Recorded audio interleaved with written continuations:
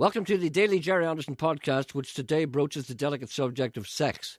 Other programs would preface a discussion like this with an occasional reference to the opposite sex. Not this program.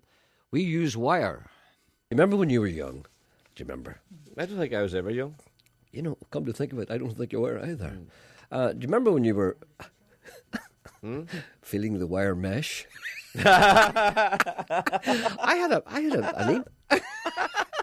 I still don't understand that. Do you not?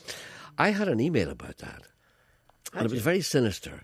And he had another name for it. Aye. And I can't tell you what it is. Okay. Because it's rude. Right. And he called it something wire. Right. This was kind of fencing wire, right? Mm-hmm. Let me get this right. You're the first one I ever heard talking about that. And I apologise to any new listeners who are wondering what this programme is all about and why a man suddenly comes on, plays a record, and then starts to talk about wire. You'll understand this in a moment. You said that if you take a certain type of, wire mesh. Chicken wire. Chicken wire. Okay, we'll call it. People don't call it chicken wire anymore. We call it netting wire. Netting wire. Mm-hmm. Chicken wire or wire mesh. And you rub your hands along it. Now you put your hand on each side of it. Yes. And pull your hands along towards you. Never done that. Mm. And why do you do that? You get some kind of... Just a wee boy thing. No, but what I'm saying to you now is that you get some kind of, No. Can I use the word pleasure? No. Do you know what I mean? And I thought you were insane. Who's with us today? Janet. Oh, Janet doesn't. Emma's the one I want there. But Janet's too old. Do you hear that, Janet? Janet heard that. Oh, I'm sorry. I thought she was on the phone. I thought I could say wherever I liked. No, but I actually asked myself, what is he talking about? And you said that when you rub along the wire, it feels like a girl's skin. Yes, soft like a girl's skin. How could you possibly do that? Because I never did anything like that. I never rubbed my hands against wire. What? You lived in the city. I know, but where do you think you lived? You lived in the city too. Yeah, but we up on the top of a hill. The top of our street ran onto the fields. All right then, so you could see a field from your bedroom window. Right. But you're still living in the city. You know, you should have had. We played in the countryside. We played in the fields in the burn. But then a man wrote to me and he said, "Yes, we used to do that too." So men in Belfast used to do it as well, and they called it. I'd love to be able to say what they called it because it's too graphic. Right. They call it a particular type of wire. I'll tell you later. Yeah. But I really want to say it. I know you do. Do you know what it is? Yes, I do. Oh, you must have seen that. Did I show you that email? You told me. Yes. I know exactly what you're talking about. Theirs is better. It's great. It's a great word. I think I'd like to call a band that. A crisis of confidence threatens to blight the programme. After a good number of years of moderate success, one of the stalwarts of the programme has lost his bottle. But he can get a carry-out. The other stalwart tries to talk him back from the window ledge. A person called Jim says, "What has happened to Sean Coyle? He used to be so amusing. He used to do impersonations. Why doesn't he do them anymore?" Now, this comes in every now and again, and it's something that I have to, it's a mountain I have to climb. When people ask me that, I have to say to them that I don't know, except I always blame Jerry Kelly because he told you should be getting more money, and then you stop doing them. That's right. But I mean, that can't be the only reason. Is it because of lack of confidence?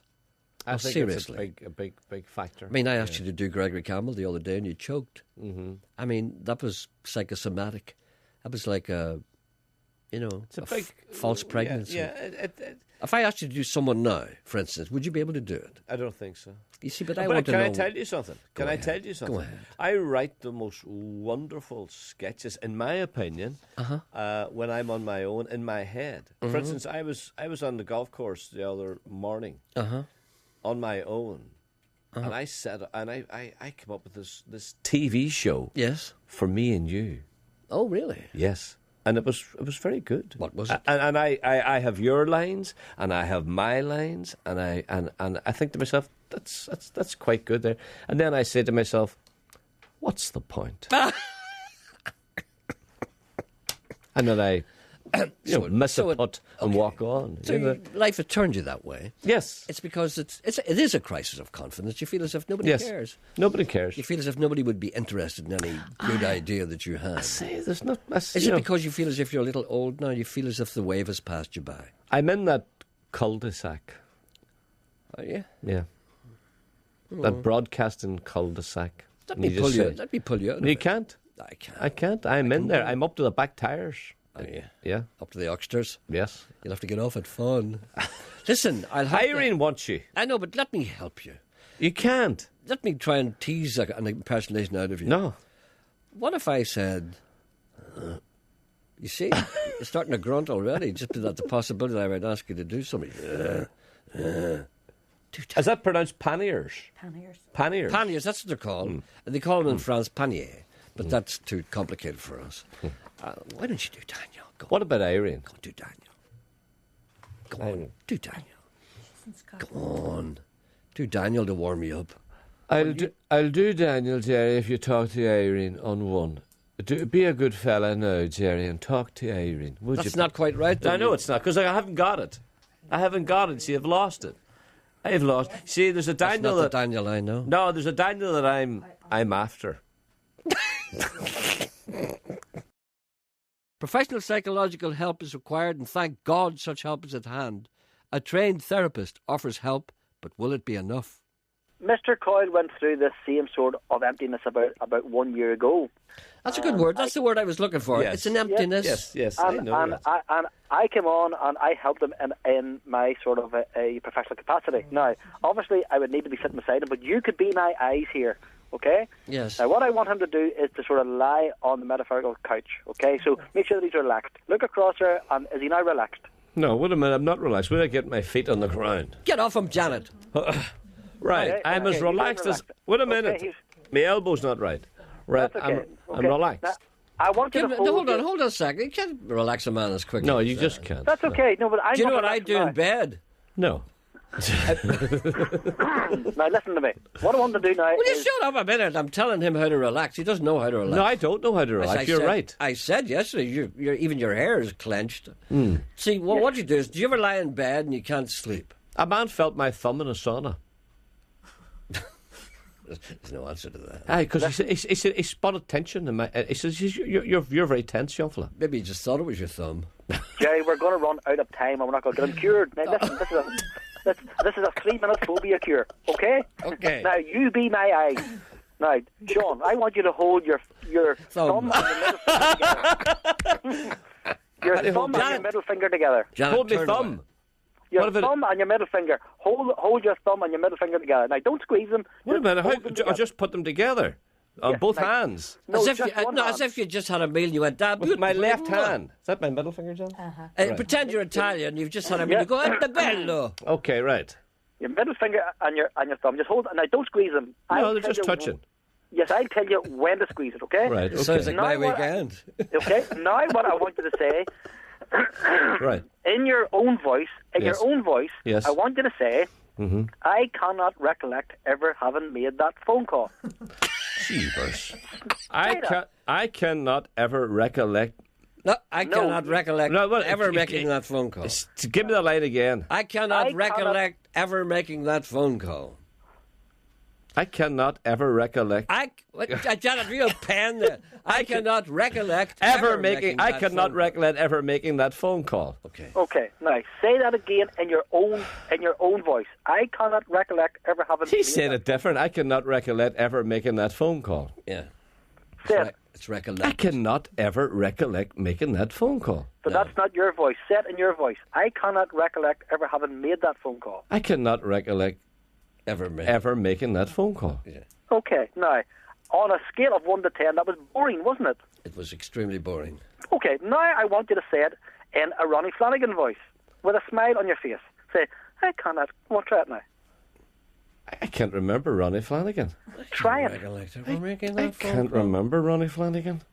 Okay, now squeeze your finger and thumb together as you say, I can't. In the Ronnie Flanagan voice, squeeze your finger and thumb together and say, I cannot recollect ever having made that phone call. I And squeeze your cannot. finger.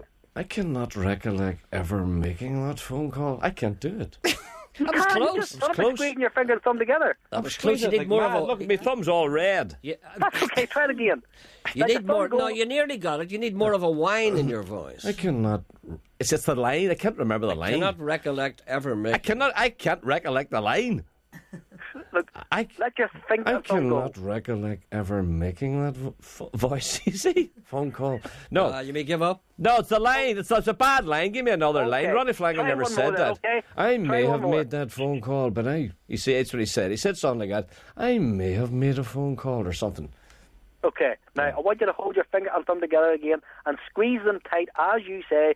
This is Ivan Big with a copy of the Belfast Telegraph. I'm squeezing my thumb. Yes, squeeze them now and say that. This is Ivan Big with a copy of the Belfast Telegraph. You're coming round. It's happening. It's coming round. It does not escape those who put the programme together that today is Pancake Tuesday, a day made for broadcasters in that they can wheel cooks in to talk for a while and waste a bit of time until it's time to go home. Here's an email. Dear Because You're Worth It, I was in town this morning and Prince William and his woman drove past it well over the speed limit. Mr. Coyle would have been outraged. Also, the bugger never even waved at me. He's as bad as you. Also, can you give me some warning when you're going to do the pancake sound effects? What are pancake sound effects? I think it's people eating like that because Nolan was doing it this morning. Yeah, no, you pretend to toss the pancake up in the pan, don't you? You go And then you pretend you're eating when you're talking. and you say things like, that smells delicious. That smells absolutely scrumptious. It's a great idea, but isn't it? Tell me this, is that, what is that you're squirting on the pancake? I hope it's lemon juice.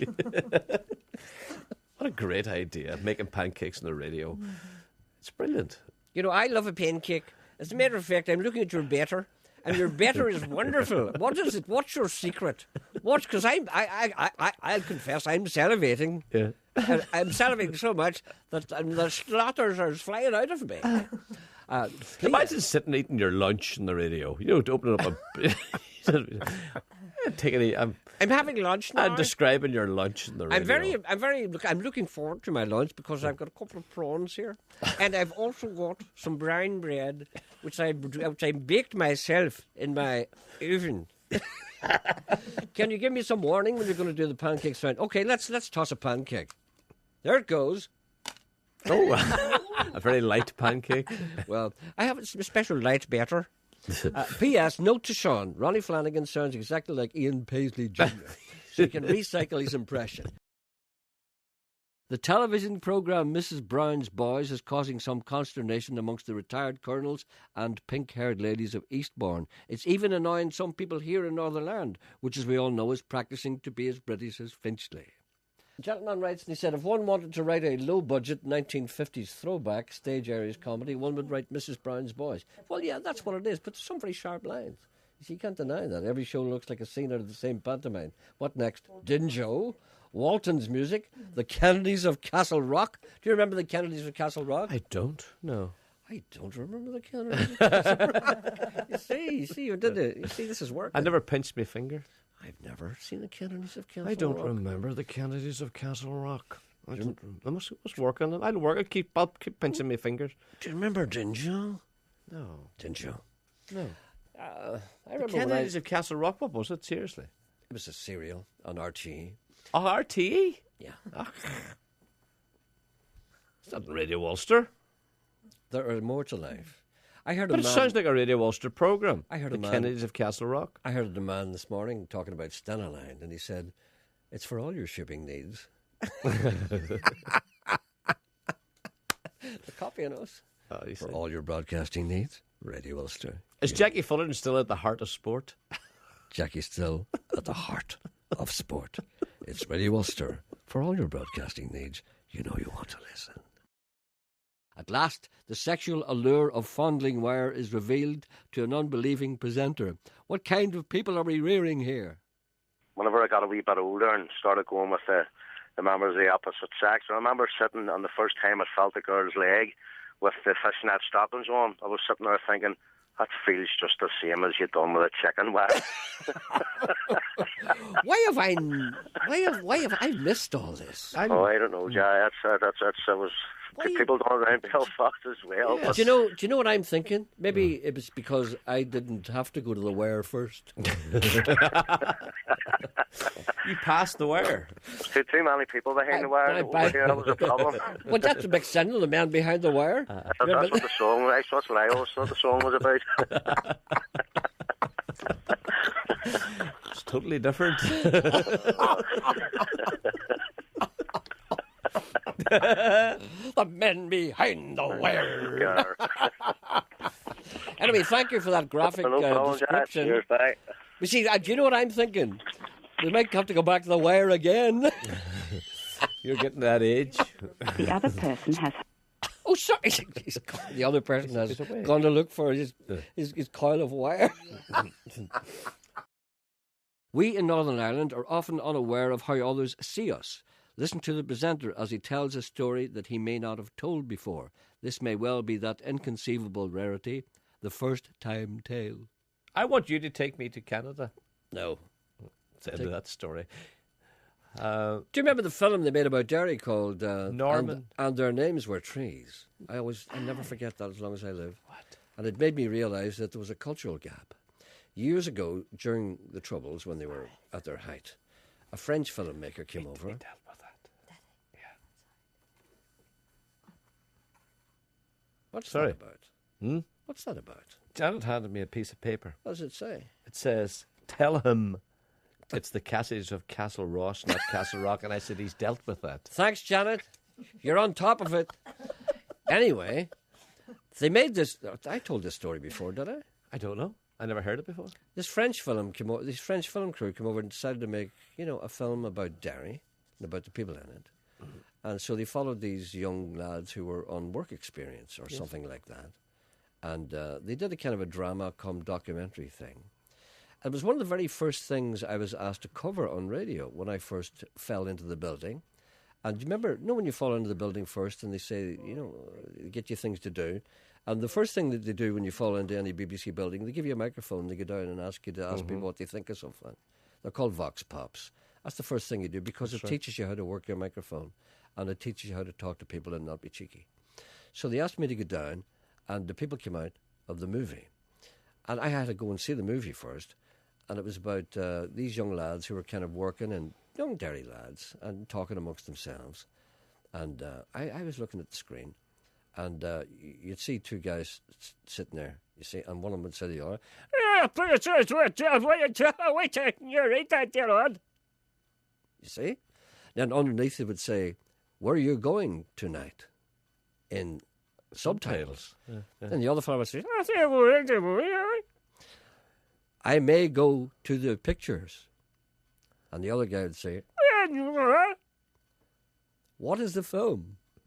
And then the fellow would say, "Come here, one." And they would say in subtitles, "See, you nearly got it. Yeah. Gone with the Wind." Yeah. You see? And I'm watching this. This is great. So I says, "This will be good fun going outside." So I went outside and the people were coming out. And I said, "Hello, did you enjoy the film?" And they said, "Yes, it was really good." I said, "Well, why do you think they had subtitles on it?" They said, "It's a French film, wasn't it?" I give up then. I realised. What about Norman? Norman. Ooh. Good morning, Norman. Norman dropped out. He's waiting that long. Has he gone? He's gone. Well, that's his fault. His loss. Sorry, Norman. It's a French film, wasn't it? But it was English. Yeah. What do you mean?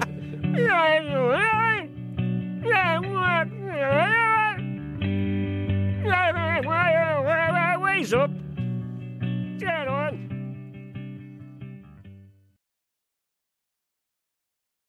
Thank you for listening. Back tomorrow.